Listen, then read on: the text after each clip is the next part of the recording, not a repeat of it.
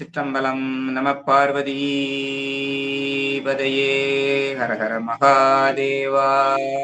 சித்தபேசா சிவசிதம்பரம். கார்த்திகேய நாம சங்கீர்த்தனம் சிவசுப்பிரமணியோம். மல்லிகாந்த ஸ்மரணம் சிவசுப்பிரமணியோம். திருச்சிற்றம்பலம் திருச்சிற்றம்பலம் திருச்சிற்றம்பலம். சுந்தர நீரணிந்தும் மெழுகி தூய பொன் சிந்தி நிதி பரப்பி இந்திரன் கற்பகம் நாட்டி எங்கும் எழில் சூடர் வைத்து கொடியெடுமின் அந்தரர் கோனாயன் தன் பெருமான் ஆழியான் நாதன் நல்வேலன் தாதை எந்தரம் ஆளுமை ஆழ்வோடு நட்கு எய்த்த பொற்சுன்னம் ஈடித்தும் நாமே எய்த்த பொற்சுன்னம் ஈடித்தும் நாமே.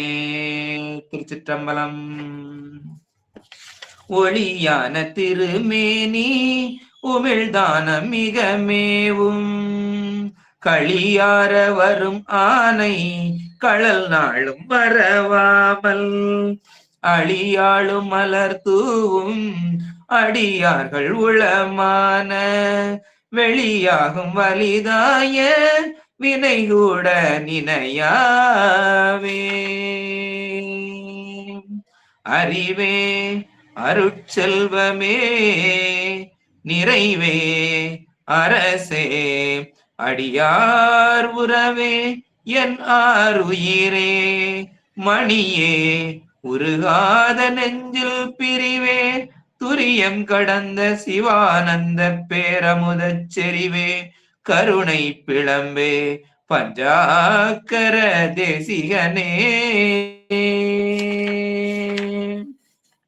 கருணை பொழி திருமுகத்தில் திருநீற்று நுதலும் கண்டாரை வசப்படுத்த கனிந்த வாயழகும் பெருமை தரு துறவோடு பொறை உளத்தில் பொறுத்தே பிஞ்சகனார் மலர்த்தாள்கள் பிரியாத மனமும் மறுவினர்கள் அகலாத ஞானமே வடிவாம் வளர்துரை செய் சிவஞான மாமுனிவன் மலர்த்தாள் வளர்துரை செய் சிவஞான மாமுனிவன் மலர்த்தாள் ஒரு பொழுது நீங்காமல் எமதுளத்தின் சிரத்தில் மாமுனிவன் மலர்த்தாள் ஒரு பொழுது நீங்காமல் எமதுளத்தின் சிரத்தில் ஓதியிடு நாவினில் என்று முன்னி வைத்தே உரைப்பாம். திருச்சிற்றம்பலம் திருச்சிற்றம்பலம் திருச்சிற்றம்பலம். பெருமானுடைய பெரும் கருணையினாலும் குருநாதரனுடைய அன்பினாலும் இங்கு கூடியிருக்கக்கூடிய அனைத்து அடியார் பெருமக்களுடைய அன்பினாலும் நாம் இந்த சாத்திர நூலை சிந்தித்து வந்து கொண்டிருக்கின்றோம். நாம் சிந்தித்து வந்து கொண்டிருக்கக்கூடிய சாத்திர நூல் திருவருட்பயணி என்னும் சாத்திர நூல். அதனுடைய ஆசிரியராகிய உமாபதி சிவமையா அவர்களுடைய பெரும் கருணையினாலும் நாம் தொடர்ந்து சிந்தித்து வந்து கொண்டிருக்கின்றோம். அனைத்து அடியார் பெருமக்களுடைய திருவடிகளையும் வணங்கி அடியனுடைய உரையை ஆரம்பிக்கின்றேன். திருச்சிற்றம்பலம். நாம இதுவரைக்கும் கடந்த வகுப்புல சிந்தித்து வந்தது 9 அதிகாரங்களை நாம் முழுமையாக சிந்தித்து இருக்கின்றோம். இந்த திருவருட்பயன் என்னும் நூலில் நாம் சிந்தித்த அதிகாரங்கள் 9. இப்பொழுது நாம் சிந்திக்க இருக்கக்கூடிய அதிகாரமாக இருப்பது 10வது அதிகாரமாக இருக்கிறது. முதல் அதிகாரம் பதிமுது நிலையை சிந்தித்தோம். உயிரவை நிலையாக 2வது அதிகாரத்தையும், இருள் மல நிலை என்று 3வது அதிகாரத்தையும், 4வது அதிகாரமாக அருளது நிலை எப்படிப்பட்டது என்பதையும், அருள் உரு நிலை என்று 5வது அதிகாரத்தையும் சிந்தித்தோம். இது 5ம் பொது அதிகாரமாக பார்க்கப்பட்டது. 6வது அதிகாரமாக அறியும் நெறி, இது சிறப்பு அதிகாரத்தில் வருகிறது. இந்த ஆன்மா எப்படி அறிகின்றது அப்படிங்கிறத குறித்து இது நமக்கு அனுபவ பகுதியாக வரக்கூடிய அதிகாரத்தில் நாம் சிந்தித்து வந்து கொண்டிருக்கின்றோம். அடுத்த அதிகாரமாக உயிர் விளக்கம் என்னும் அதிகாரமும், இன்புறு நிலை என்னும் அதிகாரமும் 5 எழுத்து அருள் நிலையை குறித்து சிந்தித்தோம். கடந்த அதிகாரத்துல 5 எழுத்து எப்படிப்பட்டது, ஏன் 5 எழுத்தை நாம் நமக்கு பெருமான் கொடுத்திருக்கிறார். 5 எழுத்து என்றால் என்ன என்று சிந்தித்தோம். இந்த 5 எழுத்து தான் நமக்கு அருள் சக்தியாக இருக்கக்கூடியது. நம்மளுடைய பெருமானுடைய பெரும் கருணையாக நமக்கு கொடுக்கப்பட்டது இந்த 5 எழுத்துக்கள். அந்த 5 எழுத்து நிலையை நாம் முழுமையாக சிந்தித்தோம்.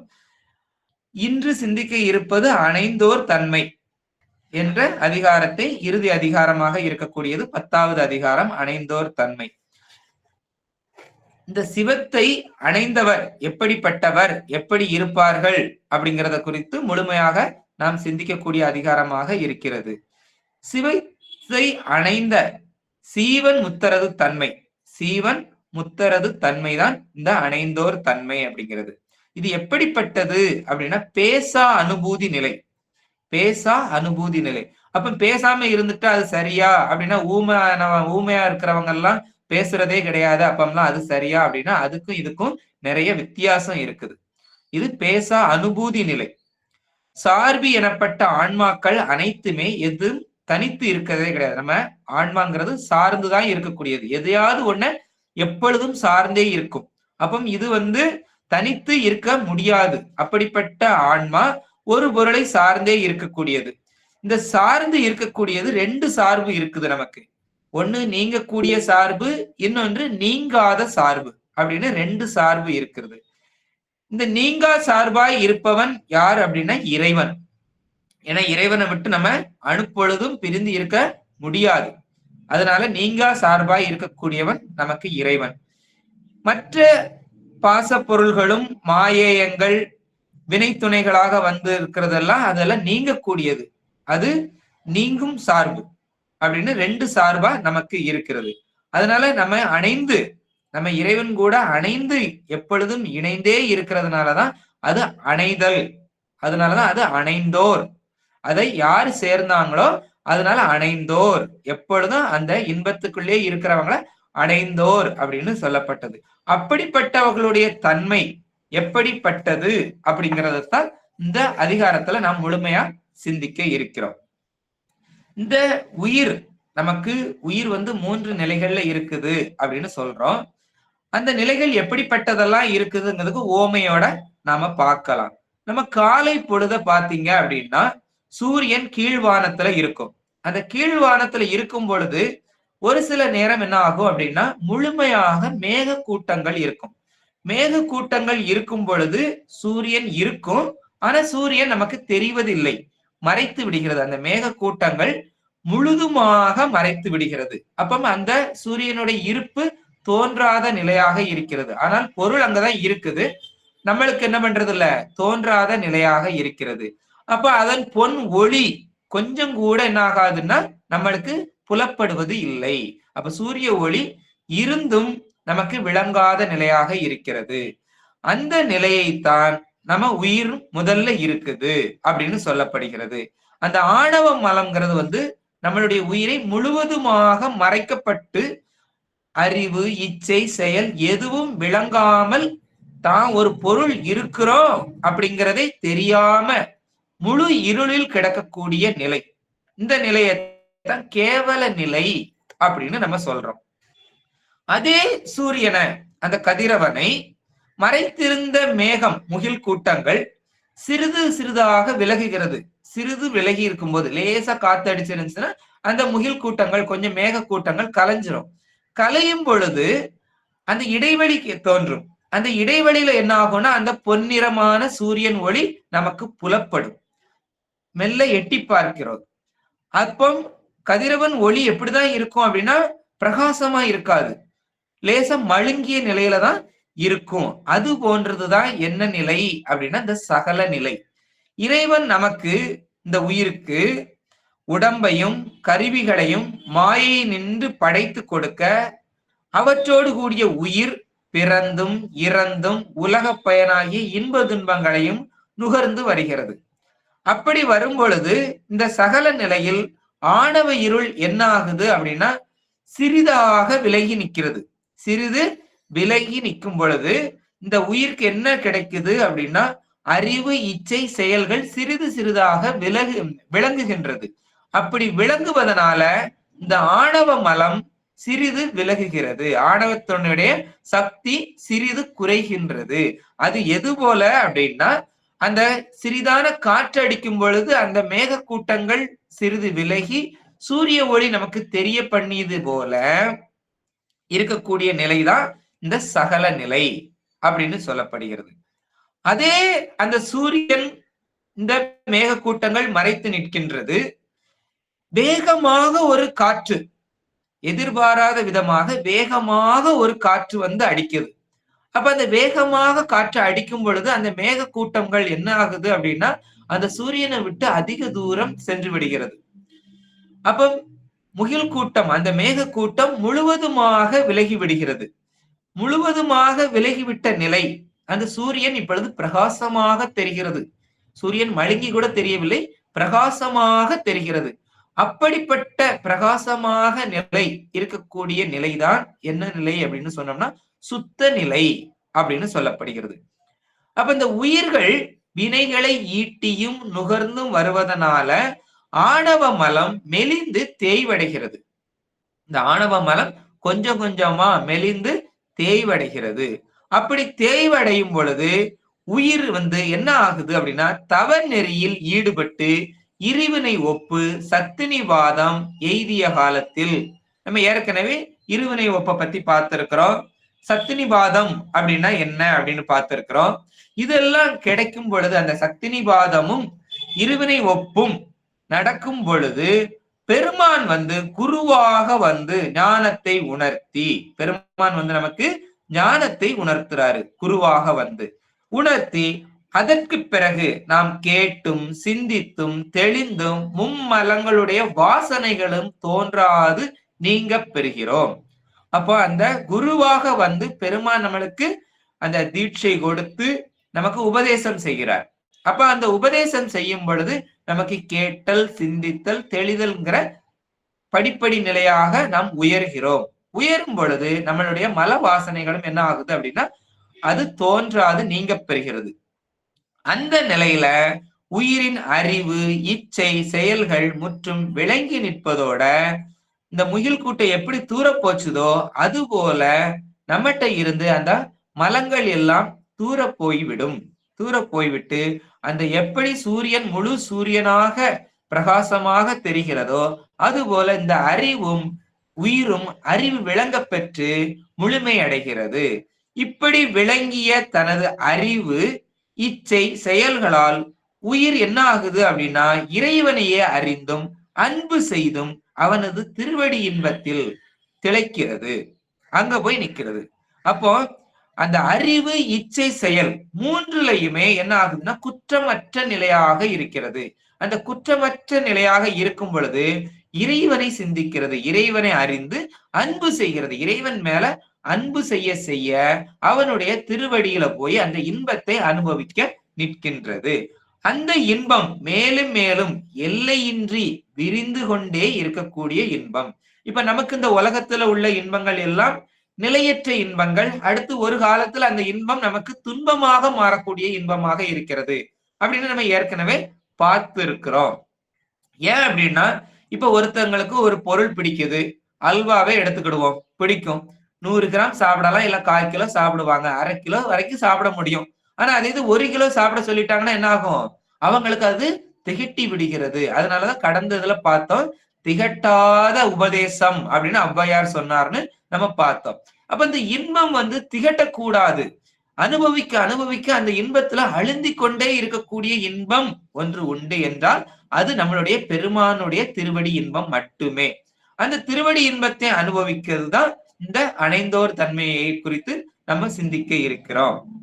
அப்போ இந்த உலகத்துல உள்ள இன்பங்கள் எல்லாம் ஒரு காலத்துல நமக்கு திகட்டக்கூடியதா இருக்குது, இல்லைன்னா அது பின்னாடி துன்பமா மாறக்கூடிய இன்பமாக இருக்கிறது. அப்ப இந்த எல்லையில்லா இன்பம், விரிந்து கொண்டே போகக்கூடிய இன்பம் எது அப்படின்னா அது திருவடி இன்பம். அந்த ஆறா இன்பத்தில் ஆன்மா அழுந்தி தன்னையும் மறந்து திளைத்திருக்கும். அப்ப இந்த ஆன்மா என்ன பண்ணுது அப்படின்னா அந்த இன்பத்துல தன்னையும் மறந்து திளைத்து நிற்கும். இதுவே நிட்டை நிலை அப்படின்னு சொல்லப்படுகிறது. இப்படி இன்புறு நிலையாகிய இந்த அதிகாரத்துலதான் நம்ம இதெல்லாம் அறிஞ்சிருக்கிறோம். இப்படி இந்த அணைந்தோர் தன்மை அப்படின்னா அந்த அதிகாரத்தை நம்ம இப்ப சிந்திக்கிறோம் இல்லையா? இந்த அணைந்தோர் அப்படின்னா என்ன அப்படிங்கிறதுக்கு விளக்கமாக நம்ம பார்க்கலாம். நிட்டை கூடி திருவடி இன்பத்தில் திளைந்திருப்போர், இந்த நிட்டை கூடி திருவடி இன்பத்துல திளைத்து இருப்பவங்க இந்த உலகத்துல வாழ்ந்தாலும் இவ்வுடம்போடு கூடி இருந்தாலும் அவர் முக்தி பெற்றவரே. அவர் எப்படிப்பட்டவர்னா முக்தி பெற்றவர் தான். ஏன் அப்படி சொல்றாங்க அப்படின்னா, அவரை சீவன் முக்தர் என்று அழைப்பர். அவங்கள சீவன் முக்தர் அப்படின்னு தமிழ்ல அணைந்தோர் அப்படின்னு நம்ம சொல்றோம். உடம்பு உள்ள போதே இறைவனது திருவடியை அணைந்தோர் ஆதலில் அவ்வாறு சொல்லப்படுகிறாரு. அவங்கள உடம்பு கூட இருக்கும் பொழுதே இறைவனுடைய இன்பத்தை அனுபவிக்கிறதுனால அத அணைந்தோர் அப்படின்னு நம்ம சொல்றோம். உடம்பை விட்டு போன பிறகு எந்த முக்தி இன்பத்தை அடையலாமோ அந்த பேரின்பத்தை இந்த உடம்பு இருக்கும் போதே அவங்க அடைந்து கொண்டு இருக்கிறாங்க. இப்ப நமக்கெல்லாம் என்ன அப்படின்னா, நம்ம எல்லாம் என்ன செய்யறோம், பார்த்துக்கிட்டு இருக்கிறது அப்படின்னா, இந்த உலகத்தை பாக்குறது அப்படின்னா, ஒருத்தங்க பிறக்குறாங்க, அடுத்து இறந்து போறாங்க. இதைத்தான் நம்ம அதிகமாக பார்த்து கொண்டே வருகிறோம். அதனால நமக்கு அதை பத்தி அதிகமாக தெரிவதில்லை. ஆனா நம்மள அருளாளர்கள் அப்படி அல்ல. அருளாளர்கள் நம்மளுக்கு மேலிருந்து இறங்கி வருகிறார்கள். அவர்கள் எல்லாம் அவதார புருஷர்களாக நமக்கு வர்றார்கள். நமக்கு என்ன பண்றாங்க, நம்மளுடைய குற்றம் குறைகளை எடுத்து சொல்லி எப்படி நம்ம அந்த இன்பத்தை அனுபவிக்க வேண்டும் அப்படிங்கிற நிலைகளை நமக்கு நூல்கள் மூலமாகவும் அவர்களுடைய வாழ்க்கை மூலமாகவும் அனுபவித்து அவர்கள் அந்த உடம்போடு இருக்கும் பொழுதே எப்படி இந்த இன்பத்தை அனுபவிக்கிறோம், எப்படி அனுபவித்து கொள்ள வேண்டும் அப்படிங்கிறதுக்கு நமக்கு சான்றாக வாழ்ந்து விட்டு அவர்களும் அந்த இன்பத்தை அனுபவித்துக் கொண்டு இருக்கிறார்கள். அப்படிப்பட்டவர்களைத்தான் இந்த அணைந்தோர் தன்மை, அணைந்தோர் அப்படின்னு நம்ம சொல்றோம். இவங்க எல்லாம் நம்மளிடத்திலிருந்து பிறரிடத்திலிருந்து வேறுபட்டு காணப்படுகிறார்கள். எப்படி காணப்படுகிறார்கள் என்றால், இந்த சீவன் முக்தர்கள் பார்ப்பதவர்க்கு, நம்மளெல்லாம் பாக்குறவங்களுக்கு, அவங்களெல்லாம் பாக்குறவங்களுக்கு நம்மள மாதிரிதான் இருப்பாங்க. மற்றவங்கள மாதிரி நம்மள மாதிரி ஒண்ணு போலதான் தெரிவார்கள். ஆனாலும் அவருக்கும் இந்த மற்றவர்களுக்கும் அதிக வேறுபாடு உண்டு. ஏன் அப்படின்னா, இப்ப இதுக்கு ஒரு எடுத்துக்காட்டா சொல்லலாம். நம்மகிட்ட நெல் இருக்குதுன்னு வச்சுக்கோங்களேன். நெல்லுக்குள்ள அரிசி இருக்கும். ஆனா அந்த நெல்ல ஒரு பகுதி, இப்ப நமக்கு ஒரு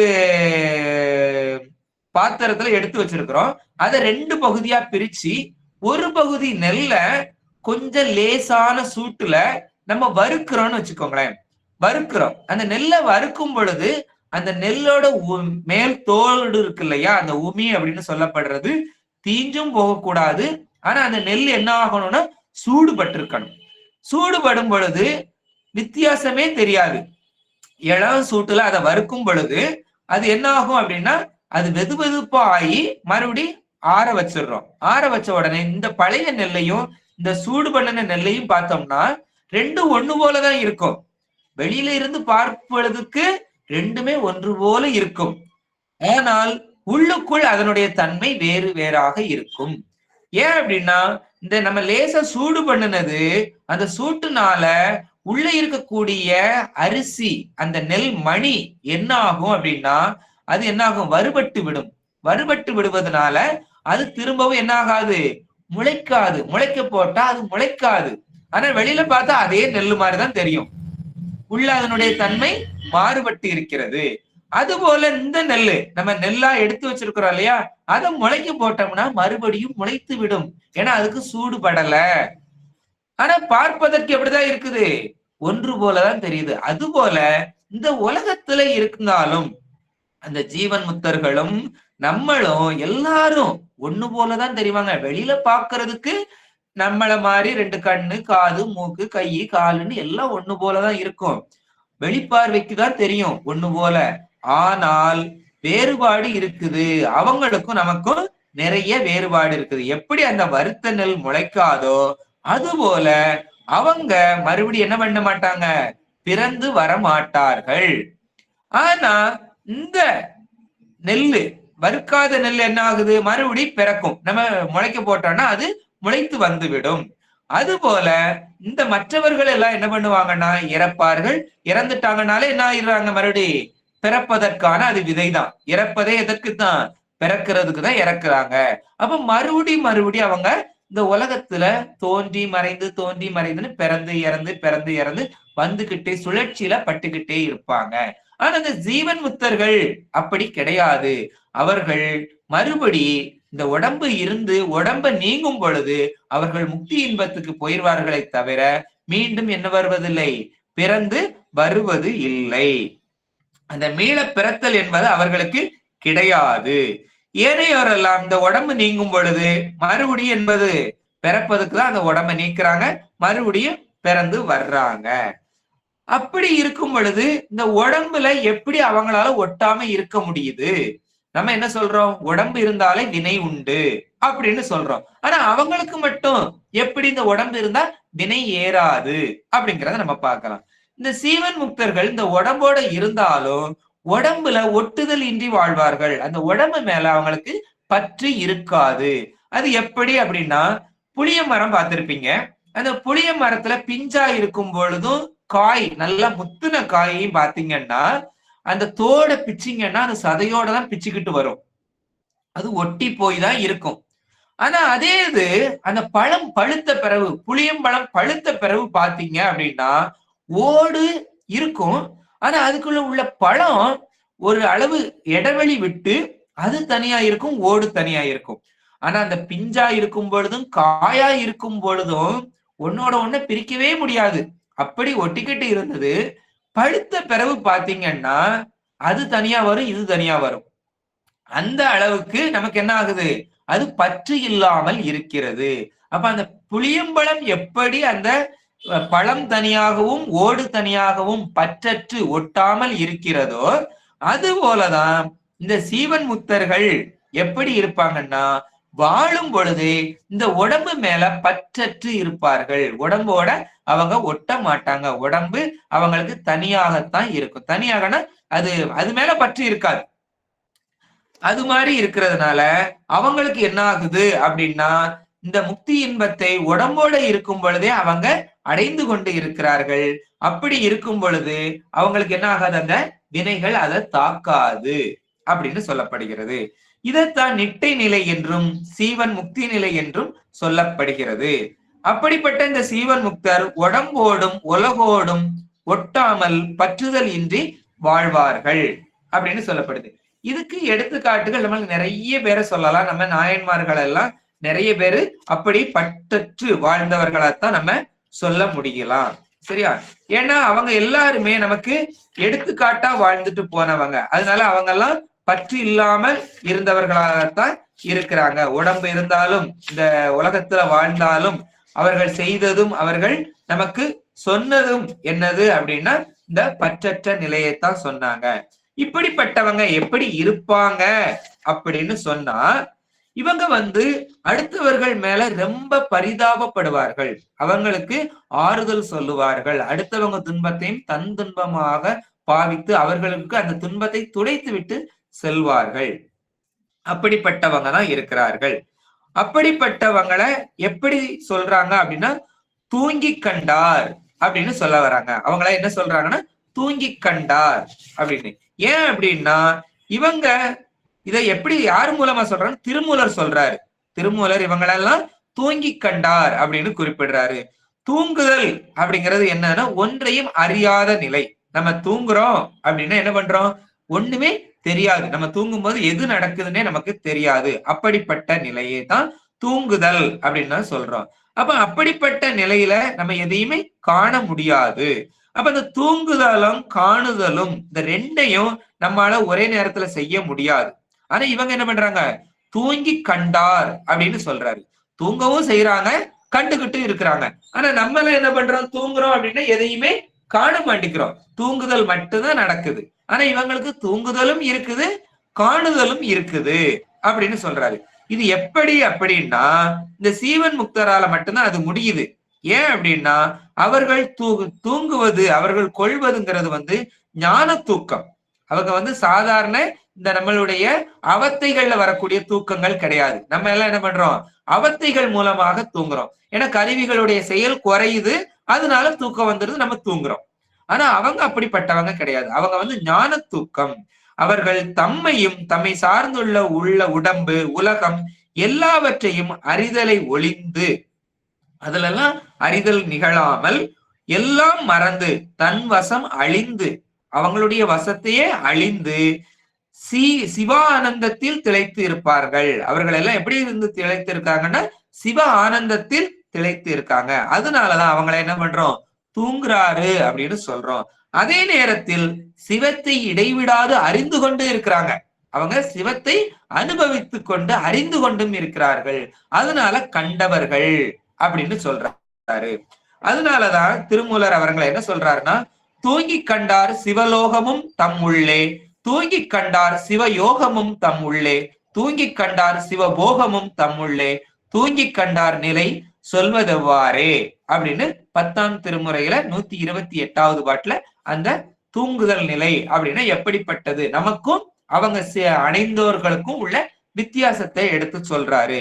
இதே தாயுமானவரும் தன்னுடைய அனுபவ மொழியில எப்படி சொல்றாரு அப்படின்னா, தூங்காமல் தூங்கி சுகப்பெருமான் நின் நிறைவில் நீங்காமல் நிற்கும் நிலை பெறவும் காண்பேனோ அப்படின்னு அவருடைய அனுபவமா சொல்றாரு.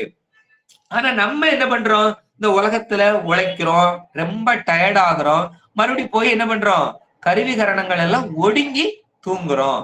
ஆனா அவங்க பட்ட தூக்கம் அந்த ஒடுங்கிய நிலை கிடையாது. அவங்க ஆன்மா அவங்க பேரின்பத்தில் அழுந்தி தூங்குறாங்க.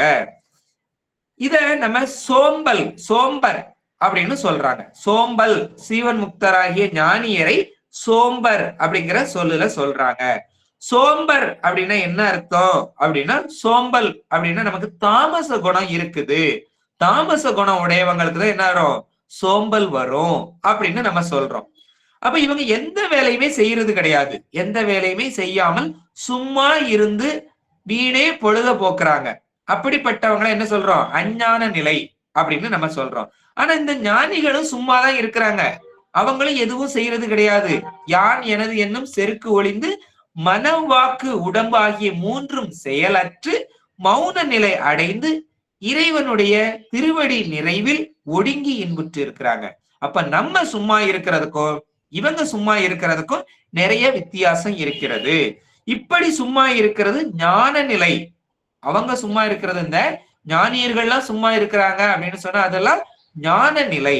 நம்ம சும்மா இருக்கிறது சோம்பலுக்கு உரியது. அப்ப ஞானியருக்கும் நமக்கும் நிறைய வித்தியாசம் இருக்கிறது. அப்ப இருவருடைய நிலைகளும் ஒண்ணுக்கு ஒண்ணு என்ன பண்ணாது, ஒட்டாது. அவங்களுக்கும் நமக்கும் ஏணி வச்சாலும் கூட எட்டாது, நம்ம சும்மா இருக்கிறதுக்கும் அவங்க சும்மா இருக்கிறதுக்கும். அடுத்து இந்த மௌனம். மௌனம் அப்படின்னு சொன்னா சும்மா இருந்தா அது மௌனமா இருக்கிறது, பேசாத நிலை அப்படின்னு சொல்றோம். ஆனா நம்ம பேசாத நிலை அப்படிங்கிறது, இப்ப நம்ம எல்லாம் மௌன விரதம் இருக்கிறோம், மௌன விரதம் இருக்கிறதுக்குள்ள நம்ம படுற பாடு அப்பப்பப்பப்பா அப்படிங்கிற அளவுக்கு நம்ம என்ன பண்றோம், வீட்டுக்குள்ள எவ்வளவு நம்ம அன்னைக்குதான் மௌன விரதம் இருக்கணும்னு நினைப்போம். ஒவ்வொருத்தரும் அந்த கேள்வி இந்த கேள்வி 1008 போன் வரும், எத்தனையோ இடைந்தல்கள் இருந்து கொண்டே இருக்கிறது. ஆனா இந்த மௌனம் அப்படிங்கிறது அப்படி கிடையாது. சும்மா இருக்கின்ற ஞானியராகிய இந்த ஜீவன் முக்தர்கள் உலகர் அறியாமல் போதல் கூடும். நம்மளெல்லாம் நம்ம அறிஞ்சுக்கிடவே முடியாது. எடுத்துக்காட்டாக நமக்கு இதுக்கு ஒரு அழகான ஒரு கதையை சொல்லலாம். ஒரு கோயிலுக்கு ஒரு ஞானி தினமும் வருவாரு. அவர் வருவார், வழக்கமா ஒரு இடத்துல உட்காருவார், அப்படியே யார்கிட்டையும் பேச மாட்டார், எதுவும் சொல்லவும் மாட்டார், எந்த அசைவும் இருக்காது. வருவார், உட்காருவார். அவங்களுக்கு என்ன பண்ணுவாங்க, மௌனமாகவே இருப்பாங்க. அவங்களுக்கு ஒரு வட்ட சோறு கொடுப்பாங்க, அதை மட்டும் சாப்பிடுவார். சாப்பிட்டுட்டு அவர் வாட்டு போய்கிட்டே இருப்பார். இது அவருக்கு உண்டான வழக்கமாக இருக்கிறது. அப்ப அந்த வழக்கத்துல இருக்கும் பொழுது அந்த கணக்கு எழுதணும் இல்லையா, கோயில்ல கணக்கு எழுதக்கூடிய அந்த அதிகாரி சும்மா இருக்க சாமியாருக்கு ஒரு பட்டை சோறுன்னு கணக்கு எழுதி வச்சுட்டே போயிடுவார். அந்த அதிகாரி மாறுறாரு, அடுத்த அதிகாரி வாராரு, கணக்கு வழக்கம் எல்லாம் பாக்குறாரு. பார்க்கும் பொழுது என்ன ஆகுது அப்படின்னா, அந்த அதிகாரி பாக்குறாரு, சும்மா இருக்கிற சாமியாருக்கு ஒரு பட்ட சோறு, அப்ப இது வீண் செலவு. அடுத்த அவர் அதிகாரமா இருக்கிறதுனால அவரு என்ன பண்றாரு, உத்தரவு பிறப்பிக்கிறாரு. அடுத்து சும்மா இருக்கிற சாமியாருக்கு சோறு கொடுக்க கூடாது அப்படின்னு சொல்லி அதை தடுத்து விடுகிறார். ஆணை பிறப்பிச்சிடுறாரு. அங்க இருக்கிறவங்களுக்கு எல்லாம் அதிர்வாகிறது. ஏன் அப்படின்னா, அவர் மேல இவங்க எல்லாருமே நிறைய மரியாதை வச்சிருக்கிறாங்க, மனப்பூர்வமான அன்பு வச்சிருக்கிறாங்க. அதனால அப்படி வச்சிருக்கிறதுனால இவங்களுக்கெல்லாம் அதிகாரியை எதிர்த்து பேசவும் முடியல, ஒண்ணும் செய்ய முடியல. அப்ப சும்மா இருக்குது அப்படிங்கிறது எவ்வளவு எளிமையான காரியம் அப்படின்னு நினைக்க கூடாது. அது ரொம்ப கடினமான காரியம். முற்றும் திறந்தவர்களுக்கு தான் அது முடியும். நம்மளால அது முடியாது. அப்ப அந்த சும்மா இருக்கிறத பெரிய விஷயமா அப்படின்னு நினைக்கிறாரு. இதை இவர்களுக்கு உணர வைக்கணும் அப்படிங்கிறதுக்காக இவங்க எல்லாம் சொல்றாங்க, ஐயா சும்மா இருக்கிறதுங்கிறது ரொம்ப கடினமான காரியம், அதெல்லாம் நம்மளால முடியாது, அதனால அவருக்கு எப்பொழுதும் போல சாப்பாடு கொடுக்கணும் அப்படின்னு சொல்றாங்க. அவர் முடியாது, நான் இன்னைக்கு சும்மா இருந்து காட்டுறேன் அப்படின்னுட்டு அந்த அதிகாரி சும்மா இருக்கிறாரு. அவருக்கு வந்த சோதனையை பாருங்க. சும்மா இருக்கிறாரு, வீட்டுக்கு சும்மா தானே இருக்கிறோம், வீட்டுக்கு போயிருவோன்ட்டு வீட்டுக்கு வராரு. வீட்டுக்கு வந்த உடனே அவங்க மனைவி இப்பதான் வந்தீங்களான்னு கேக்குறாரு. இவர் பதிலே இல்ல. ஒவ்வொரு வேலையா சொல்றாங்க. அவர் கையாட்டுறாரு, தலையாட்டுறாரு, எல்லாம் உடம்பாட்டுறாரு. ஆனா வாய் மட்டும் பேசவே இல்லை. சும்மா இருக்கிறாரு, கையை கால அசைக்கிறாரு. அன்னைக்கு பார்த்து நிறைய பேர் அவரை சந்திக்க வராங்க. எல்லா விதத்திலையும் அவரு வாயே திறக்காம அமைதியா இருந்துகிட்டாரு. ஆனா சாயங்காலம் ஆகும் பொழுது அவருடைய மகனை காணவில்லை அப்படின்னு ஒருத்தர் சொல்றாரு. பள்ளிக்கூடம் போயிட்டு மகனை காணல அப்படின்னு அந்த அம்மாட்ட சொன்ன உடனே அந்த அம்மா பதறி அடிச்சு அவர் வீட்டுக்காரர்கிட்ட சொல்றாங்க, இது மாதிரி நம்ம மகனை காணலுமா, காணவில்லை, அதனால தேடணும் அப்படின்னு சொல்லும் பொழுது அவரால என்ன பண்ண முடியல, சும்மா இருக்க முடியவில்லை. பதட்டத்துல வேலை ஆட்கள் எல்லாம் கூப்பிடுறாரு. கூப்பிட்டுட்டு அங்க போய் தேடுங்க, இங்க போய் தேடுங்க அப்படின்னு சொல்லி பயங்கரமா சத்தம் போடுறாரு. சத்தம் போட்ட உடனே அவரும் தேட ஆரம்பிக்கிறாரு. கடைசியா அவங்க பையன் என்ன பண்றான், ஒரு சினிமா கொட்டைக்கு போயிட்டு மெதுவா சேர்றான். வந்த உடனே அவனை அணைத்து முத்தம் கொடுத்து எல்லாம் சொல்லி இது பண்றாரு. அப்போ அவரால முடியல. அந்த முடியலங்கும் பொழுது சும்மா இருக்குது அப்படிங்கிறது எவ்வளவு கடினம் அப்படிங்கறத அவர் அதுக்கு அடுத்துதான் உணர்றாரு. உணர்ந்த உடனே அடுத்த உத்தரவு பிறப்பிக்கிறாரு. சும்மா இருக்க சாமியாருக்கு 2 பட்டை சோறு சாப்பாடு கொடுக்கணும் அப்படின்னு அவரு அடுத்த உத்தரவை பிறப்பித்து விடுகிறார். அப்போ இந்த சும்மா இருத்தல் அப்படிங்கிறது நம்ம சொல்றோம்ல, இந்த சும்மா இருத்தல்ங்கிறது பேசாத நிலை மட்டும் கிடையாது. வாய் மட்டும் பேசலன்னா சும்மா இருப்பதா அப்படின்னா அது கிடையாது. அதுக்கும் இதுக்கும் நிறைய வித்தியாசம் இருக்கிறது. இந்த வாய் மட்டும் பேசாம இருக்கிறது அப்படின்னு சும்மா அப்படின்னு சொல்லியாச்சுன்னா, மௌனம் அப்படின்னு சொல்லியாச்சுன்னா அது ரொம்ப எளிதா போய்விடும். ஏன் அப்படின்னா நமக்கு நிறைய பேர் ஊமை இருக்கிறாங்க, வாய் பேச முடியாதவங்க இருக்கிறாங்க, காது கேட்காதவங்க இருக்கிறாங்க. இவங்க எல்லாம் பேசுறது ரொம்ப குறைவு. வாழ்க்கையில பேசுறதே கிடையாது, அப்படிப்பட்டவங்களும் இருக்கிறாங்க. ஆனா அப்படிப்பட்டவங்களும் இவங்களும் ஒன்னா அப்படின்னா அதுதான் கிடையாது.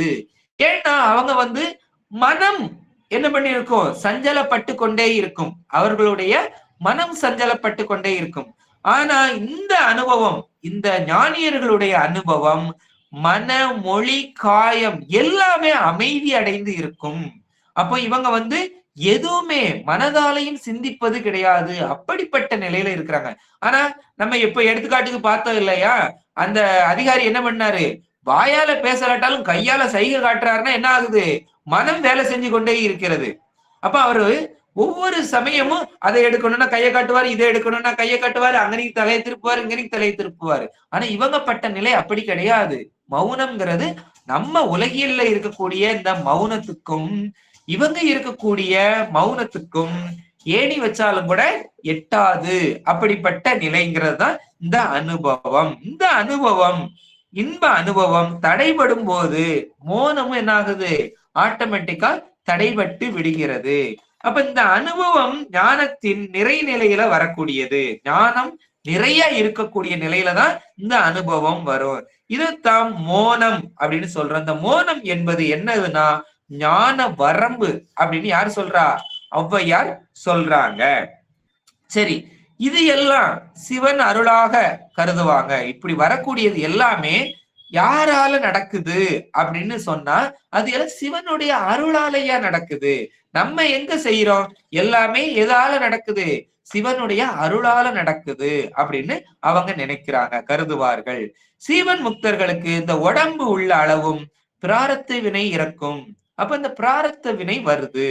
பிராரத்த வினை காரணமாக இன்ப துன்பங்கள் தோன்றும். இன்ப துன்பங்கள் தோன்றினாலும் அது என்ன ஆகும் அப்படின்னா அவர்கள் செய்வதாகவே அவர்கள் கருதுவது இல்லை. எல்லாமே சிவபெருமான் செய்வது அப்படின்னு சொல்லக்கூடியதாக இருக்கிறது. அதத்தான் ஒரு சிவயோகி என்ன பண்றாருன்னா காவேரி கரை வழியாக செல்லும் பொழுது ஓரிடத்தில் பசு கூட்டங்கள் வருந்தி புலம்புவதையும் அவங்க மேய்க்கும் இடையன் இருந்து கிடப்பதையும் பார்க்கிறாரு.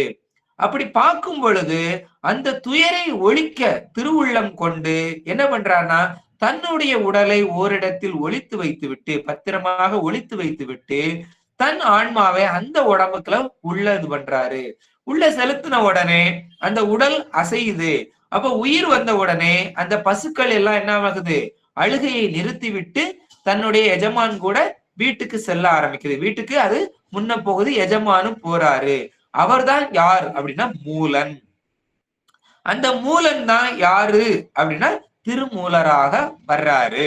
அப்போ மாலையில பசுக்கள் எல்லாம் தாமாக வீட்டுக்கு போகுது. வீட்டுக்கு போன உடனே அந்த திருமூலரும் சாத்தனூர் அப்படிங்கிற ஊரை அடைஞ்ச உடனே அவனுடைய மனைவிட்ட எல்லாத்தையும் ஒப்படைக்கிறாரு. தான் போகணுங்கும் போது மனைவி என்ன பண்ண மாட்டேங்கிறாங்க, விட மாட்டேங்கிறாங்க. மனைவி இப்படி சொல்றாரு, நான் உன்னுடைய புருஷன் கிடையாதுமா, நான் இப்படிப்பட்டவன், இப்படிப்பட்டதான் இருந்தது, இதனால இப்படின்னு சொல்லி பாக்குறாங்க. ஆனாலும் அவர் நம்ப மாட்டேங்கிறாரு. தன்னுடைய ஆட்களை வைத்து அவர் சொல்ற இடத்துல உடம்பு கிடந்துச்சுன்னா எரிச்சிருங்கிறாங்க, எரித்து விடுகிறார்கள். அப்போ இவர் தேடி பார்க்கிறாரு, அங்க உடம்பு இல்ல. இது எல்லாம் யாருடையது அப்படின்னு அவர் உடனே வருந்தல, என்னுடைய உடம்பு இல்லையே, அழல. இது எல்லாம் இறைவனுடைய திருவிளையாடல், இறைவன் செய்தது அப்படின்னுட்டு அந்த உடம்புக்குள்ளே இருந்து அடுத்து தன்னுடைய வேலையை செய்கிறாரு. அதுபோல இந்த அருளாளர்கள் எல்லாம் அடுத்தவர்களுடைய துன்பம் எதாக இருந்தாலும் அதை நீக்கி விடுகிறார்கள். அடுத்து அந்த செயல்கள் எல்லாம் எல்லாருடைய செயல்களும் எந்த செயல் நடந்தாலும் அது எல்லாம் எதனுடையது, பெருமானுடைய செயல். பெருமான் தான் இந்த செயல்களை எல்லாம் நடத்துகிறார் அப்படின்னு அவர்கள் அருளாளர்களாக இருக்கிறார்கள். ஏன் அப்படின்னா இந்த மருகல் அப்படிங்கிற இடத்துல மரித்த துணைவனால், சரியா, அவன் ஒரு பெண்ணும் ஆணும் வந்திருப்பாங்க, அந்த மடத்துல தங்குவாங்க, பாம்பு தீண்டி இறந்துடுறான் அந்த வணிகன். அப்போ அந்த ஓலம் கேட்டு திருஞான சம்பந்தர் என்ன பண்றாரு, அந்த பெண்ணினுடைய ஓலத்தை தீர்க்கிறார், குறையை தீர்க்கிறார். யாருடைய அருளால் அப்படின்னா அந்த மருகல் இருக்கக்கூடிய பெருமானுடைய அருளால அதை தீர்க்கிறார். பதிகம் பாடுறாரு, அவனுக்கு விடம் நீங்குது, திருமணத்தை நடத்தி வைக்கிறாரு. அதுபோல திங்களூர்ல இருக்கக்கூடிய அப்பூதியார் அவருடைய மூத்த திருநாவுக்கரசையும் மீட்டு கொடுக்கிறார். யாரு, பெரிய திருநாவுக்கரசு. அதுபோல அவினாசியில அந்த முதலைக்குள்ள சிறுவன் மாட்டி விடுகிறான், இறந்து விடுகிறான், உள்ள போயிடுறான். அந்த வீட்டுல இருக்கக்கூடிய ஓலத்தையும் யாரு, சுந்தரர் தீர்த்து கொடுக்கிறாரு. அதே வயதுல திரும்ப எடுத்து கொடுக்கிறாரு. ஆனா இப்படி எல்லாம் செய்யறாங்களே, இதனால இவங்களுக்கு எந்த பயனும் நடக்குதா, எந்த புண்ணியமும் உண்டா அப்படின்னா இல்ல. ஏன்னா இவங்க எல்லாம் அது நான் செய்யல, தான் செய்யவில்லை, எல்லாம் பெருமான் அருளால் நடந்து கொண்டிருக்கிறது. அதனால அவங்களுக்கு அதுல விருப்பும் கிடையாது, வெறுப்பும் கிடையாது. அப்ப ஏன்னா வெறுப்பு அப்படின்னா எப்படி அப்படின்னா, சிவ பூஜைக்கு இருக்க சிவ திரவியங்களை எல்லாம் அவமதிப்பு செய்தது யாராக இருந்தாலும், தன் தந்தையாக இருந்தாலும் அதை என்ன பண்றாரு, வியாச சருமர் அவருடைய அப்பாவுக்கு புல்ல எடுத்து வீசுறாரு, அவருடைய கால் போகுது, இறந்து விடுகிறாரு. அப்பம் தன் தகப்பனாக இருந்தாலும் அவருக்கு என்ன ஆகலது, பாவம் நிகழவில்லை. அப்ப விருப்பு வெறுப்பு இன்றி செய்கின்றார்கள். இவர்கள் செய்வது எல்லாம் பெருமான் செய்வது. நம்ம அப்படிங்கிற எண்ணமே, யான் எனது அப்படிங்கிற எந்த எண்ணமும் இல்ல. அதனாலதான் இத அருள் நந்தி சிவமும் தன்னுடைய 284வது பாட்டுல சொல்றாரு, ஞாலமதில் ஞான நிட்டை உடையோருக்கு நன்மையோடு தீமை இல்லை, நாடுவதொன்றும் இல்லை, சீலம் இல்லை, தவம் இல்லை, விரதமோடு ஆச்சிரம செயல் இல்லை, தியானம் இல்லை, சித்தமலம் இல்லை, கோலம் இல்லை, புலன் இல்லை, கரணம் இல்லை, குணம் இல்லை, குறி இல்லை, குலமும் இல்லை, பாலருடன் உன்மத்தர் பிசாசர் குணம் மருவி பாலினோடு பாடலினோடு ஆடலிவை பயின்றிடினும் பயில்வர் அப்படின்னு சொல்றாரு. அழகா சொல்றாரு. அவங்களுக்கு இந்த ஞான நிட்டை உடையவங்களுக்கு எந்த இதுவுமே கிடையாது. நம்மளுக்கு இருக்குது. நமக்கு ஒரு அனுஷ்டானம்னா இப்படிதான் செய்யணும், சிவ பூஜைனா இப்படிதான் செய்யணும். நம்ம எல்லாம் விதிப்படியில நின்று ஒழுகிக்கிட்டு இருக்கிறோம். அவர்கள் எல்லாம் அந்த விதிமுறைகளை எல்லாம் கடந்தவர்கள். அப்படிப்பட்டவர்களுக்கு ஆச்சிரம சிரமம் செயல் இல்லை, தியானம் கிடையாது. எந்த ஒழுக்க நெறிகள்ல நம்மளுக்கு என்ன ஒரு ஒழுக்க நெறின்னு சொல்லப்படுகிறதோ அவங்க அதையெல்லாம் கடந்து நிற்பவர்களுக்கு அந்த முறைகள் கிடையாது அப்படின்னு அருள்நந்தி சிவம் சித்தியார்ல 284வது பாடல்ல அழகாக கூறியிருக்கிறார். அப்ப இவங்க கருதுவது எல்லாம் என்னது அப்படின்னா நம்மளை போல. இப்ப நம்ம ஒரு செயல் செஞ்சிட்டோம் அப்படின்னா என்ன நினைக்கிறோம், எப்பா இதெல்லாம் நான் தானே செஞ்சேன், நான் இல்லைன்னா இது நடந்திருக்காது, நான் தான் இத்தனையே செஞ்சேன், நான் தான் இவங்களுக்கு இவ்வளவு உதவி செஞ்சேன், ஆனாலும் என்ன பண்றாங்க அவங்க நம்மளெல்லாம் வெறுத்துட்டு இப்படி போறாங்க, நான் தான் இவங்களுக்கு இப்படி செஞ்சேன். அப்ப அந்த நான் யான் எனது அப்படிங்கறதெல்லாம் நம்மளுடைய ஊறி போய் இருக்கிறோம். அதுல இருந்து நம்ம இன்னும் வெளி வரல. ஆனா வெளிவருவதற்குண்டான பயிற்சி தான் என்ன பண்ணிக்கிட்டு இருக்கிறோம், இந்த ஞான நூல்களை படித்து கொண்டிருக்கிறோம். இந்த ஞான நூல்களை நான் ஓதுறது எல்லாம் எதுக்கு அப்படின்னா நமக்கு இந்த ஞான் எனதுல இருந்து வெளிவருவதற்கு தான் பயிற்சியாக இருக்கிறது. ஏன்னா இது எல்லாம் எப்படி நடக்குது அப்படின்னா இந்த அருளாளர்கள் சொன்னது எல்லாம் அப்படிதான். ஏன்னா அவர்கள் வாழ்ந்த வாழ்க்கையை கடைசி வரைக்கும் நம்ம கூடவே இருந்து உலகம் இருக்கிறது வரைக்கும் அவங்க இருந்து கொண்டே இருக்க முடியாது இல்லையா. அதனால அவர்கள் என்ன பண்றாங்க, அவர்களுடைய அனுபவத்தை அப்படியே பாடல்களாக பெருமானுடைய அருளால் நடக்கிறதையெல்லாம் அப்படியே பாடல்களாக நமக்கு நூல்களாக தந்து விட்டு சென்றிருக்கிறார்கள். அந்த நூல்கள் தான் என்னது, இந்த சாத்திர நூல்கள். அதனாலதான் இந்த அருளாளர்கள் எப்படி வாழ்ந்தாங்க, நம்மளும் எப்படி வாழணும், அந்த அணைந்தோர் நம்மளும் அணையணும்னா எப்படி இருக்கணும், அணைந்த பிறவும் எப்படி இருக்கணும் அப்படிங்கிறதுக்கு சொல்லப்பட்டதுதான் இந்த அணைந்தோர் தன்மை. அப்போ இந்த 3 வகை வினைகளையும் நம்ம நீங்கணும். இந்த 3 வகை வினைகளையும் நீங்குவதற்குத்தான் எப்படி அப்படிங்கறது அவர்கள் எடுத்துக்காட்டாக வாழ்ந்தும் இந்த நூல்களும் தந்திருக்கிறாங்க. அப்ப இந்த சீவன் முக்தர் வினை பயனாகி இன்ப துன்பங்களை அவர்கள் அனுபவிக்கிறது இல்ல, அது எல்லாம் எப்படின்னா அருளாகவே கருதுகிறார்கள். அவர்கள் அதையெல்லாம் என்ன பண்றாங்க, அருள் அப்படின்னு நினைக்கிறாங்க. அப்ப இன்பம் வந்தா இன்பத்துல அவங்க விருப்பும் கிடையாது, துன்பம் வந்தா அதுல வெறுப்பும் கிடையாது. இந்த ரெண்டும் அற்ற பற்றற்ற நிலையில நுகர்ந்து கழிக்கிறாங்க. அதனாலதான் பற்றற்று செய்யாததுனால அவர்களுக்கு பிராரத்த வினை அவர் தம் உணர்வை தாக்காமல் உடலை தாக்கி ஒளியும். அப்ப அந்த உணர்வுல போய் அவங்களுக்கு வினையாக ஏறாது.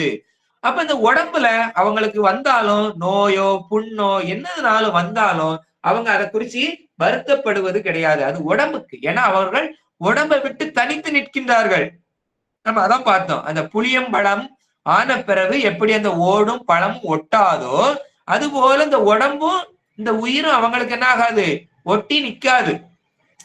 அந்த ஒட்டி நிக்கிறதுனாலதான் இப்ப நமக்கு ஒருத்தர் முள்ளிட்டாங்க கிள்ளிட்டாங்க, இல்லைன்னா ஒருத்தங்க அடிச்சிட்டாங்க, இல்ல நம்ம ஒரு பைக்ல இருந்து கீழே விழுந்துட்டோம், சைக்கிள்ல இருந்து கீழே விழுந்துட்டோம்னா நமக்கு வலிக்குதுன்னா காரணம் என்ன அப்படின்னா நமக்கு இந்த உடம்போட உயிர் ஒட்டி இருக்கிறது, அந்த உணர்வுல நம்ம ஒட்டி நிற்கின்றோம், அதனாலதான் நமக்கு வலிக்குது. அவங்களுக்கு அந்த உணர்வு கிடையாது, அதனால அதுக்கு வலி கிடையாது. அவங்களுக்கு அந்த நோயா இருந்தாலும் அவங்களுக்கு அது எதுவுமே தெரியாது. அவர் உடம்பு நாம் அல்ல அப்படிங்கிற தெளிந்த நிலையில இருக்கிறாங்க.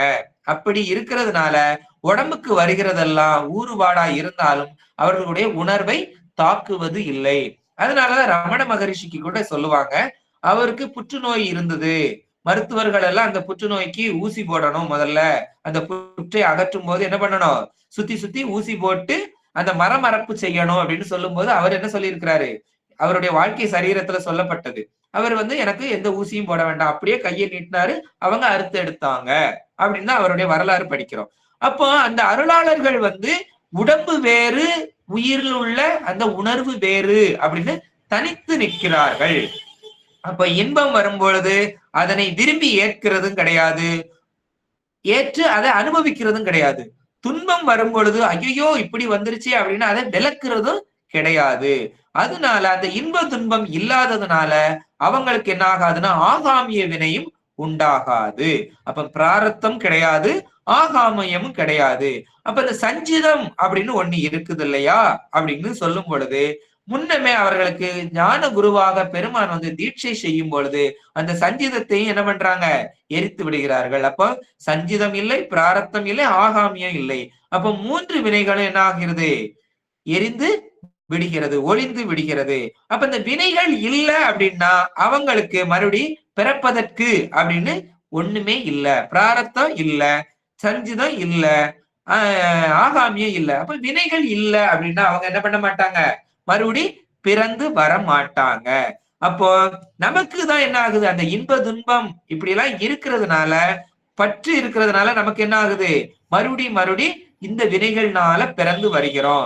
அவங்களுக்கு அந்த இது எதுவுமே கிடையாது. அதனால அவங்க மறுபடி பிறந்து வரமாட்டாங்க. அப்ப இந்த 3 வகையான வினைகளும் நீங்குவதால் அவர்களுக்கு சொல்லாமலே, நமக்கு யாருமே சொல்ல வேண்டாம், அவங்களுக்கு என்ன கிடையாது, பிறவி கிடையாது, நேரம் என்னதான், வீடு வேறுதான். அதனாலதான் அப்படிப்பட்ட ஞானியர்களுக்கு தான் கருணை மனப்பான்மை அப்படின்னு சொல்றோம். அதுதான் நம்ம சொல்றோம். ஏன் அப்படின்னா, எப்படிப்பட்ட கருணை அப்படின்னு சொன்னா, மழையை எடுத்துக்கலாம். மழை வந்து நல்லவங்களுக்கு மட்டும்தான் பெய்வேன், கெட்டவங்க இருக்க இடத்துல பெய்ய மாட்டேன், இல்ல பெரியவங்களுக்கு மட்டும்தான் பெய்வேன், சின்னவங்களுக்கு பெய்ய மாட்டேன் அப்படின்னு சொல்லுதா அப்படின்னா கிடையாது. எல்லாத்துக்கும் ஒன்று போலதான் அந்த மழை பெய்யுது. அப்ப ஏழை பணக்காரர் அப்படின்னு எந்த பாகுபாடும் பார்ப்பது இல்லை. அது போலவே இந்த ஞானியர்களும் யாருடைய துன்பமா இருந்தாலும் அதை நீக்குவார்களே தவிர, இவன் பணக்காரன் இவனுடைய துன்பத்தை தான் நீக்கணும், இவன் ஏழை இவனுடைய துன்பத்தை நீக்க கூடாது அப்படின்னு அவர்களுக்கு கிடையாது. அதுபோல அவர்கள் எந்த பாகுபாடும் பார்ப்பது இல்லை. இப்ப தண்ணி குடிக்கிறோம், பசுவுக்கு தான் தண்ணி கொடுக்கிறோம், அது தாகம் தீருது, அந்த நீர் பயன்படுது. அதே மாதிரி அந்த நீர் வந்து புலினா இது கொன்றும், எல்லாத்தையும் கொன்றும், புலிக்கு நான் தண்ணி நான் பயன்பட மாட்டேன் அப்படின்னு தண்ணி சொல்லுதா அப்படின்னா அந்த தண்ணி சொல்லுவது இல்லை. எல்லாருக்கும் பயன்படும். புலியா இருந்தாலும் அது தாகம் தீர்க்கத்தான் செய்யும், பசுவா இருந்தாலும் அது தாகத்தை தீர்க்கதான் செய்யும். அதுபோல இவர்கள் என்ன பண்ண மாட்டாங்க, பாரபட்சம் பார்க்க மாட்டார்கள். அப்போ இவர்கள் எப்படிப்பட்டவர்கள் அப்படின்னா, அந்த ஞானியர்கள் எல்லாம் வேறுபாடின்றி கருணை காட்டுவார்கள். பள்ளத்தை நிறைத்து மேலே செல்லுவது போல நீர் என்ன செய்யும், முதல்ல எங்க போய் பாயும், பள்ளத்துலதான் போய் பாயும். அந்த பள்ளம் நிறைஞ்ச பிறகுதான் மறுபடி அடுத்து மேலே ஏற ஆரம்பிக்கும். அதுபோல முன்னேறி செல்கின்ற வெள்ளம் போல துன்பப்படுறவங்களை பார்த்து இவங்க முதல்ல அவங்களுடைய துன்பத்தை நீக்குவார்கள். துன்பத்தை நீக்கி தன்னுடைய வேலையும் செய்து கொண்டிருப்பார்கள். அதனாலதான் சொன்ன அந்த திருமருகல்ல அந்த வாணிக பெண்ணு அவளுடைய துன்பம் தீர்த்தது, சுந்தரர் வந்து அந்த முதலையில இருந்து அந்த சிறுவனை மீட்டது, இப்படி எல்லாம் இந்த அருளாளர்கள் செய்ததெல்லாம் அந்தந்த துன்பங்களை பார்க்கும் பொழுது அதை கடந்து செல்லும் பொழுது, இப்ப எங்கேயோ இருந்து வந்தவர் கிடையாது சுந்தரர். அந்த வழியா போகும்போது 2 வீட்லயும், ஒரு வீட்டுல சந்தோஷம் நடக்குது, ஒரு வீட்டுல அழுகை குரல் கேட்குது. அப்ப இது என்னடா இப்படி இருக்குதேன்னுட்டு அந்த இடத்துல நின்னதுனால அதை தீர்த்து விட்டு அடுத்த இடத்துக்கு போறாரு. சரி இவங்க அழுதுட்டு இருக்கட்டும், இவங்க சந்தோஷமா இருக்கட்டும்னுட்டு அவர் அப்படி செல்லவில்லை. அப்போ அந்த இடத்துல துன்பம் நடக்கும் பொழுது அதை நீக்கி விட்டுத்தான் அடுத்த செயல்களை அவர்கள் செய்கின்றார்கள். அப்ப அந்த செயல்களை எல்லாம் செய்வதனால அவர்களுக்கு இது நான் தான் நடத்தினேன், என்னாலதான் உன் பிள்ளை வந்துருச்சுன்னு அவர்கள் சொல்லுவதில்லை. எல்லாம் பெருமானுடைய செயல், பெருமானுடைய அருளினால் நடக்கப்பட்டது அப்படிங்கிறதுனால அதுல பாவ புண்ணியங்களும் அவர்களுக்கு வருவது இல்லை. இப்படிப்பட்டவங்க எப்பவும் எதுல இருக்கணும் அப்படின்னா இந்த திருவடி இன்பத்துலதான் இருக்கணும். ஆனா இந்த திருவடி இன்பத்துல இருந்து விலகிறதுக்கும் வாய்ப்பு இருக்குது இல்லையா? அதனாலதான் அதை பத்தி தான் நம்ம சொல்ல வர்றோம். அப்ப எப்பொழுதும் தம்மை சிவத்தில் ஆழ்த்தி வைத்திருக்கும் அவர்கள் அதிலிருந்து நீங்கி புறம் போக மாட்டார்கள். அப்படி புறம் போக நேருமாயின் அவர்கள் என்ன பண்ணுவார்கள் அப்படின்னா, அப்பொழுதே அவர் செய்யும் செயல்கள் திருக்கோயில்களுக்கு சென்று வணங்குதல், அடியார்களுடன் கூடி இறைவனை பற்றி பேசி இன்புறுதல் போன்ற போன்ற வீட்டு நெறி செயல்களாகவே இருக்கும். அதனாலதான் ஞானியர்களுக்கு 4க்கும் உரியன் அப்படின்னு சொன்னாங்க. அப்ப அந்த ஞானியர்கள் அப்படின்னா கோயில்ல போய் வழிபாடு செய்யக்கூடாது அப்படின்லாம் கிடையாது. ஏன்னா நான் தான் ஞானி ஆயிட்டேனே, அதெல்லாம் முதல் படியில இருக்கிறது. இந்த உளவார பணியெல்லாம் செய்யறதெல்லாம் முதல் படியில இருக்கிறது, அடுத்து வழிபாடு செய்வதெல்லாம் 2வது படி அப்படின்னு அவர்கள் என்ன பண்றது இல்ல, சொல்லுவது இல்லை. அவர்கள் 4க்கும் உயர். அதனால அவர்கள் என்ன பண்ணுவாங்க, அந்த நிலையில இருந்து கொஞ்சம் பிசகுனாலும் உடனே கோயில் வழிபாடு செய்வாங்க. போய் வழிபாடு செய்வார்கள், சத்சங்கம் நடத்துவார்கள், இந்த அடியார்களை பத்தி பேசுவார்கள், அந்த பெருமானுடைய பெரும் கருணையை பத்தி எடுத்து உரைப்பார்கள். அப்ப அந்த செயல்களே செய்கிறதுனால உலக பற்றுல இருந்து அவங்க என்ன ஆகுவாங்க, விலகி நிற்பாங்க. உலகம் அவர்களுடைய அந்த பற்றுகளை விட்டு விலகி இறைவனுடைய சிந்தனையாகவே இருப்பார்கள். அப்படி சிந்தனையிலே இருக்கிறதுனால அவர்கள் என்ன பண்றாங்கன்னா எப்பொழுதும் இறைவனை அணைந்தே இருப்பார்கள். அப்படிப்பட்டதை சொல்ல வருவதுதான் இந்த அணைந்தோர் தன்மை அப்படின்னு சொல்ல வருது. அப்போ இந்த சிவப்பேறு பெற்ற சீவன் முத்தர் திரு அருளில் அடங்கி நின்று பேரின்பத்தை துய்ப்பார்கள். இன்பத்துள் ஆழ்ந்தமையால் அவருக்கு எந்த நினைவும் எழாது. அவர்களுக்கு எந்த நினைவும் எழாது. நினைவின் வழிபட்டதே சொல். நமக்கு ஒண்ணு நினைக்கிறோம் அப்படின்னா சொல்லிடுறோம். அம்மான்னு நினைச்சோம்னா உடனே என்ன பண்றோம், அம்மான்னு சொல்றோம். அப்ப நினைவுல வர்றதா என்னது, சொல். இவங்களுக்கு நினைவு எழவே இல்லை, இந்த நினைவே கிடையாது. அப்படிங்கிறதுனால சொல்லும் வராது. அதான் சொல் அற சும்மா இரு அப்படின்னு சொன்னாரு. அப்போ இந்த பேச்சு அடங்கி மோன நிலையில தான் இவங்க எப்படி இருக்கிறாங்க, பூண்டிருப்பார்கள். அப்ப எல்லையிற்ற எல்லையின்றி பெருகும் சிவ ஆனந்தத்தை துய்த்தவர் ஆதனால இவங்க என்ன பண்ண மாட்டாங்க, வேற இன்பத்தை அடைவதற்கு முயற்சி செய்ய மாட்டாங்க. அந்த முயற்சியும் அந்த வேற இன்பங்களும் அவர்களுக்கு இன்பமாகவே தெரியாது, அது ஒரு பொருட்டே கிடையாது. இப்ப எப்படி அல்வா சாப்பிட்டுட்டு ஒரு தேநீர் பருகுனா தேநீர் இனிக்காதோ, அதுபோல இவர்கள் சிவ ஆனந்தத்தை அனுபவித்தவர்கள்.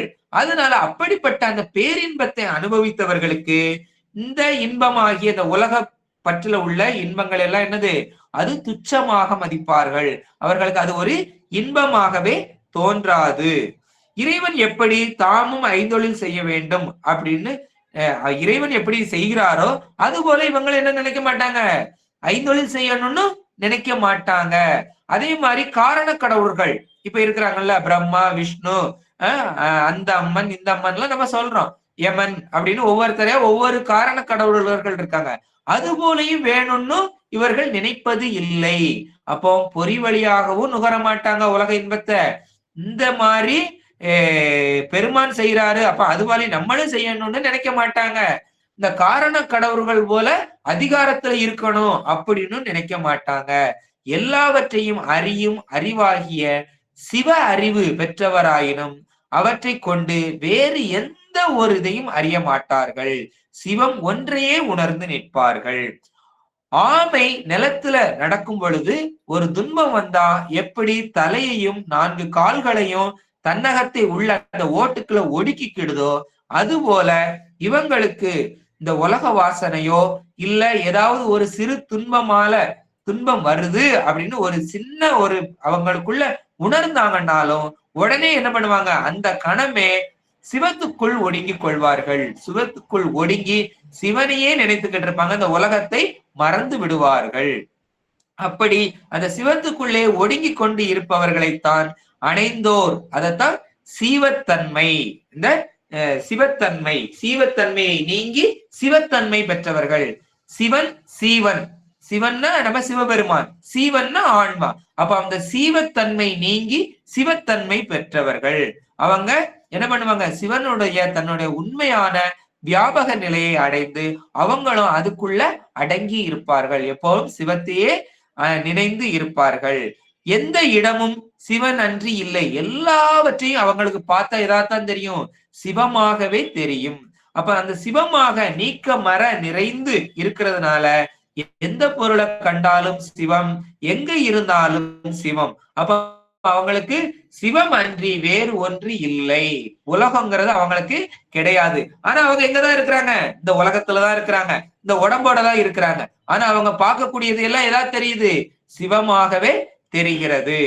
அப்போ அந்த மாந்தர் தன் முனைப்போடு பொருந்தி பற்றோடு செய்யும் செயல்களுக்கு பயன் இன்ப துன்பமாகிய உலக போகம். நம்ம எல்லாம் என்ன பண்றோம், இந்த தன்முனைப்போடு செய்யறோம். தன்முனைப்போட செய்யறதுனால அது நமக்கு பற்றோட செய்யறோம். அதனால அது என்ன கிடைக்குது, உலக இன்ப துன்பமாக கிடைக்கிறது.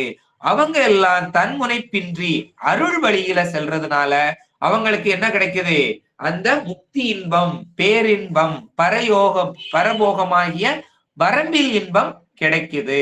அப்படிப்பட்ட இன்பமாக இருக்கிறதுனால இந்த அணைந்தோர் எல்லாம் அந்த உடம்போட இருந்தாலும் முகந்து வந்த வினையை நுகர்ந்து கழிப்பார்கள். அவர்கள் பற்றின்றி நுகர்வதனால் அவர்களுக்கு ஆகாமிய வினை தோன்றுவது இல்லை. எப்பொழுதாயினும் பிராரத்த நுகர்ச்சியில் விருப்பு வெறுப்பு தோன்றி அது காரணமாக ஆகாமியம் தோன்றினாலும் அதை யாரு பண்ணுவா அப்படின்னா திருவருளே முன் வந்து அதை அவிழ்த்து விடுவார்கள். திருவருளே முன் வந்து அதையும் நீக்கி விடுவார்கள். அப்படி நீக்குவதனால அவங்களுக்கு வினைங்கிறதே கிடையாது. அப்ப வினை இல்லாததுனால அவர்களுக்கு என்னது கிடையாது? பிறப்பு இறப்பு அப்படிங்கிறது இல்லை. அப்ப அந்த சீவன் முக்தர் உடம்பு உள்ள போதே அந்த பெருதற்கரிய பெரிய ஒரு இன்பத்தை இங்கு இருந்தே அனுபவிக்கிறாங்க. அப்படிப்பட்டவர்கள் இந்த ஆன்மாக்களுக்கு ஏற்படும் துன்பத்தை தீர்க்கும் முகமாகத்தான் இறங்குறார்கள். இப்போ நம்ம ஒருத்தங்கிட்ட சொல்றோம், ஒருத்தங்களுக்கு சுகம் இல்லைன்னா ஐயோ அப்படின்னா நம்ம நினைக்கிறோம் அவன் அது செஞ்சான் அந்ததுனால அனுபவிக்கிறான் பாரு அப்படின்னு தான் நம்ம சிந்தனை ஓடுகிறது.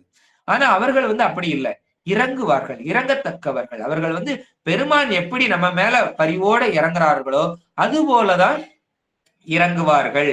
அப்படி நம்ம மேல பரிவு கொண்டு அதனாலதான் இவங்களெல்லாம் எப்படி உய்விக்க வேண்டும், இவங்களெல்லாம் எப்படி உயர்நிலைக்கு மாற்ற வேண்டும் அப்படின்னு நினைச்சுதான் அவர்கள் இந்த நூல் வாயிலாகவும் உபதேச வாயிலாகவும் நமக்கு உய்யும் நெறியை உணர்த்துவார்கள்.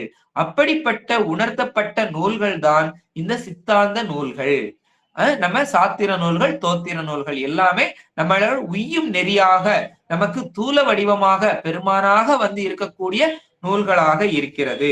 இது பேசா அனுபூதி அப்படின்னு சொல்லப்படுகிறது. இந்த அணைந்தோர் தன்மையை பற்றி, இந்த அணைந்தோர் தன்மை இப்படி பேசா அனுபூதி அப்படிங்கிறதுனால இந்த 5 எழுத்து, ஏன்னா இதுக்கு முந்தின நிலையில என்ன சொல்லியிருந்தோம்? 5 எழுத்து அருள் உரு நிலையா இருந்தது. இந்த 5 எழுத்தால முக்தி இன்பத்தை நிலைக்க செய்ததுக்குத்தான் இந்த சீவன் முக்தராக வாழும் போது இருக்கிறாங்க. இவங்கெல்லாம் எப்படி இருப்பார்கள் அப்படிங்கிறத முழுமையாக குறித்து சொல்லக்கூடியதான் என்னது? இந்த அணைந்தோர் தன்மை. இந்த அணைந்தோர் தன்மை தொடர்ந்து நம்மளுக்கு 10 பாடல்கள் இருக்குது.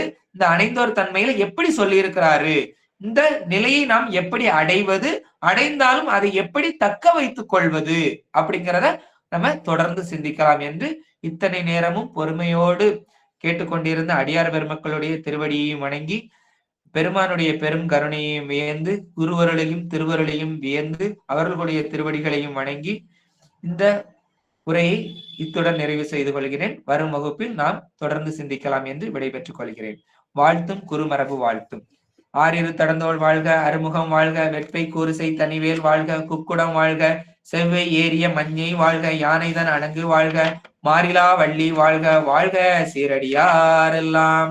வான்முகில் வளாது பெய்க, மலிவளம் சுரக்க, மன்னன் கோன்முறை அரசு செய்க, குறைவிலாதுயிர்கள் வாழ்க, நான்மறை அறங்கள் ஓங்க, நற்தவம் வேள்வி மல்க, மேன்மைகொள் செய்வ நீதி விளங்குக உலகமெல்லாம். மேன்மைகொள் செய்வ நீதி விளங்குக உலகமெல்லாம். மேன்மைகொள் செய்வ நீதி விளங்குக உலகமெல்லாம். கைலாய பரம்பரையில் சிவஞான போத நெறி காட்டும் வெண்ணை பயில்வாமை மெய்கண்டான் சந்ததிக்கோர் மெய்ஞான பானுவாகி குயிலாரும் பொழில் திருவாவடுதுறை வாழ் குரு நமச்சிவாய தேவன் சைலாதி மரபுடையோன் திருமரபு நீடூடி தலைக மாதோ. திருச்சிற்றம்பலம், திருச்சிற்றம்பலம், திருச்சிற்றம்பலம். நம பார்வதி பதையே ஹரஹர மகாதேவா. சித்தபேசா சிவ சிதம்பரம். கார்த்திகேய நாம சங்கீர்த்தனம். சிவ சுப்பிரமணியோம் வள்ளிகாந்த ஸ்மரணம். சிவ சுப்பிரமணியோம். திருச்சிற்றம்பலம், திருச்சிற்றம்பலம், திருச்சிற்றம்பலம்.